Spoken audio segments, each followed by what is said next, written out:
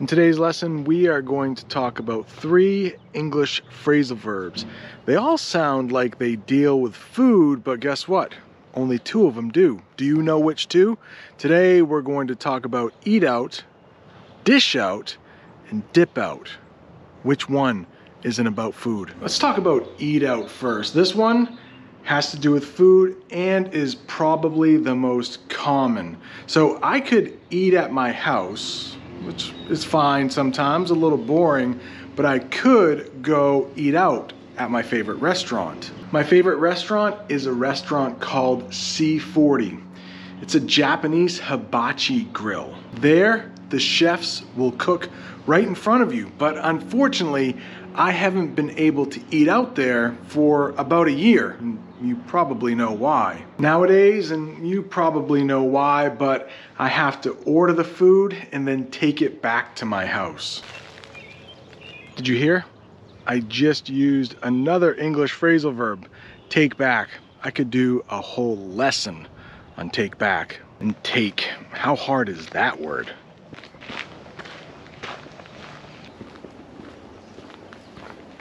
Since you're watching, how about I throw in 2 bonus English phrasal verbs. So right when you go to the restaurant, right when you arrive, they'll probably ask you 2 things, and both of them are phrasal verbs. It's take out or dine in. If you take out, that means you're going to take it back to your house. If you dine in, which we can't do right now, you'll be eating at the restaurant. This next phrasal verb sometimes is used with food, but sometimes it's not. And that's dip out. Dip out. Let's say you have a big bowl of ice cream. You might ask your friend, hey, can you dip me out some of that ice cream? And that means they will stick their spoon in the ice cream, give you some in your own bowl. It almost feels like summer today. And in the United States, we have a lot of barbecues, and potato salad is often served at barbecues. It's basically potatoes cooked, just mixed with a bunch of mayonnaise. And oftentimes people will ask you, hey, can you dip me out some of that potato salad? If you look at the thumbnail, that's a picture of potato salad. If you don't like mayonnaise, you're not gonna like potato salad. But dip out can also be slang for to leave a place.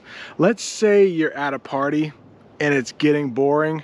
You might ask your friend, hey, you wanna dip out of here? It's getting a little boring. Do you remember a couple years ago, we were able to actually go to the theater and watch a movie? Well, let's pretend we can do that again. And you might say to your friend, if the movie is boring, hey, you want to dip out? This movie's a little boring. The next one is dish out, and this is by request from a channel member, Amina, who lives in Canada. Dish out. It sounds like it would be used with food, right? Because we eat food from dishes, but it's actually not.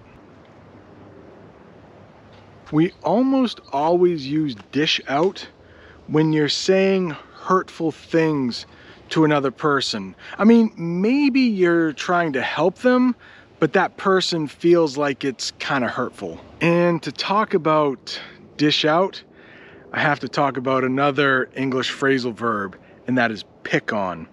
If someone picks on another person, they might be talking about their shirt. Maybe they're saying, oh, I don't like your shirt. I don't like the type of music you listen to. I don't like the type of car you drive. Not a very good friend, but you probably always have that person in your life that just says some things that aren't so nice. And we might say that person is picking on you. Well, let's say you start saying the same things about them. You're giving it back to them. You're picking on them too. We have a saying for this. And we say, oh, you can dish it out, but you can't take it. If that person gets mad at you for saying the same things they were saying to you. Let's talk about siblings. Brothers and sisters, they're always picking on each other, right? At least little ones are. And maybe the brother is always picking on the sister.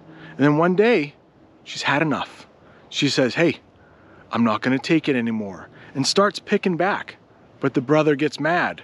We might say about that brother, oh, he can dish it out, but he can't take it. It's hard to explain English phrasal verbs without using other English phrasal verbs. This lesson was pretty short, but that doesn't mean you have to stop learning. Right up there is a video I made about English phrasal verbs we used with the phone. Check it out, it's gonna help you.